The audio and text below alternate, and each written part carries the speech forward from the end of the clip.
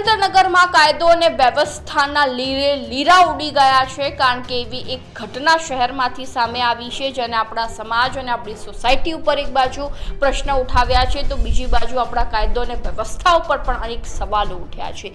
તેવી કઈ ઘટના સામે આવી છે તે વિશે ચર્ચા કરીશું આજે આ વિડીયોમાં। નમસ્કાર, લાઈવ 24 ન્યૂઝની સાથે હું છું વૈક્ષુ ઠક્કર। સુરેન્દ્રનગરમાં 19 વર્ષની પાયલ સોલંકી નામની યુવતી જે પોતાના પરિવારને આર્થિક મદદ કરવા માટે ડેરીમાં નોકરી કરતી હોય છે અને તે સમય દરમિયાન જ્યારે તે ડેરીમાં નોકરી કરવા માટે જાય છે, રસ્તાઓ પર એનો એક્સ બોયફ્રેન્ડ તેને મળે છે। મળવા માટે આવ્યો હોય છે તેનો એક્સ બોયફ્રેન્ડ પાયલ સોલંકીને પોતાની ગર્લફ્રેન્ડને, એટલે કે આમ તો એની એક્સ ગર્લફ્રેન્ડ જ કહેવાય, પરંતુ એ એક્સ બોયફ્રેન્ડ જે પાયલ સોલંકીનો જે એક્સ બોયફ્રેન્ડ છે તે હજુ પણ એવું માનીને બેઠો હતો કે પાયલ સોલંકી મારી સાથે જ લગ્ન કરવી જોઈએ અને એના મારા સિવાય કોઈ પણ સાથે લગ્ન ન થવા જોઈએ। અને તે જ પ્રસ્તાવ મૂકવા માટે જ્યારે તેનો એક્સ બોયફ્રેન્ડ પાયલ સોલંકીનો એક્સ બોયફ્રેન્ડ તેને રસ્તા પર મળવા આવે છે, પાયલ સોલંકી નામની એ 19 વર્ષની યુવતી જ્યારે તેને લગ્ન માટે ના પાડી દે છે કે હા ભાઈ, મારી ભૂલ થઈ ચૂકી છે કે હું તારી સાથે મેં સંબંધ બાંધ્યો પરંતુ હું લગ્ન માટે તૈયાર નથી। અને જ્યારે પાયલ સોલંકી દ્વારા આ લગ્નના પ્રસ્તાવને નકારી કાઢવામાં આવ્યો તે સમય દરમિયાન સરા જાહેર રસ્તા ઉપર પાયલ સોલંકીના એક્સ બોયફ્રેન્ડ દ્વારા તેની જ હત્યા કરવામાં આવી અને આ હત્યા થયા બાદ સમગ્ર શહેરમાં ચકચાર મચી ગયો, કારણ કે સરા જાહેર રસ્તા ઉપર એક 19 વર્ષની યુવતીની હત્યા કરવી એટલે સૌથી મોટો પ્રશ્ન તો શહેરના કાયદા અને વ્યવસ્થા ઉપર ઊભો થાય છે, સુરેન્દ્રનગર પોલીસ ઉપર ઊભો થાય છે કે એ યુવક દ્વારા એવી કેવી હિંમત કરવામાં આવી કે તેને રસ્તા ઉપર સરા જાહેર હત્યા કરી દીધી। શું એ સુરેન્દ્રનગર પોલીસનો એ યુવકને ડર ન હતો કે ભાઈ જો હું હત્યા કરીશ તો મારી પાછળ કેટલા એક્શન લેવામાં આવશે, સુરેન્દ્રનગર પોલીસ મને કેટલા હદ સુધી તોડી નાખશે? શું તેને એ ડર નહોતો? શું તેને એ બીક નહોતી? એ સૌથી મોટો પ્રશ્ન ઉઠી રહ્યો છે અને ક્યાંક ને ક્યાંક એ ડર ન હોવાને કારણે, કાયદો અને વ્યવસ્થાનો ડર ન હોવાને કારણે, બીક ન હોવાને કારણે જ આ ઘટના ઘટી હતી।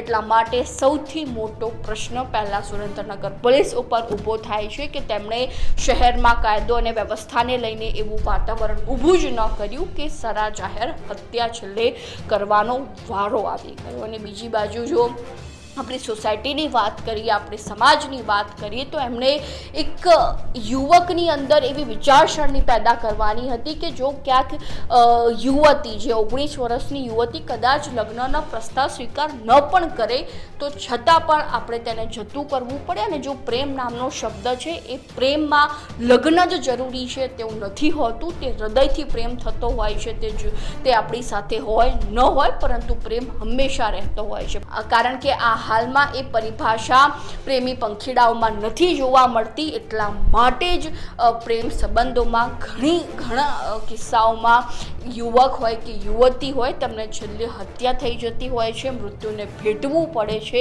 એટલા માટે ઘણી વખત આવી ક્રૂર વિચારસરણી જે છે તે ઉત્પન્ન થતી હોય છે, કારણ કે તેમને પ્રેમ એટલે શું તેમની વ્યાખ્યા જ નથી ખબર હોતી। એટલા માટે ખરેખર પહેલાં તો આપણા સમાજે કોઈ પણ યુવક યુવતી હોય જે 18, 19, 20 વર્ષના યુવાનો છે તેમનામાં એક એવી વિચારસરણી પેદા કરવી જોઈએ, એક એવી વિચારસરણી મૂકવી જોઈએ કે હા ભાઈ, તમને કોઈ યુવક યુવતી સાથે પ્રેમ થાય છે, ખોટી બાબત નથી, પ્રેમ થવો પણ જોઈએ પરંતુ તેની સાથે લગ્ન જ થવા જોઈએ એ જરૂરી નથી। અને જો લગ્ન ન થાય તો તેની હત્યા કરવી, તેના ઉપર હુમલો કરવો એ અતિશય એક હદથી વધુ ખોટી બાબત કહી શકાય। અને પ્રેમ એક એવો શબ્દ છે કે તેની સાથે લગ્ન થાય કે ન થાય પરંતુ પ્રેમ હંમેશા રહેતો હોય છે, એ પરિભાષા સમાજે શીખવવાની જરૂર છે। અને જો એ પરિભાષા એક યુવકને ખબર હોત તો ક્યાંક 19 વર્ષની એ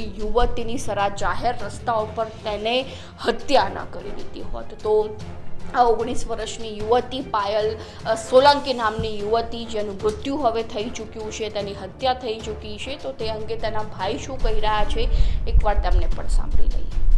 સવારે 7:30 થી 8ના ગાળામાં મારી બેન કામે જતી હતી, સવારે 7:30 થી 8ના ગાળામાં તો અમારી શેરીની આગળ લાલ બંગલાવાળી શેરીમાં અમન નથુભાઈ રાઠોડ ગામ ઉપડીએ જાહેર રસ્તામાં સરિયુના 8 થી 10 ઘા મારી દીધેલ છે.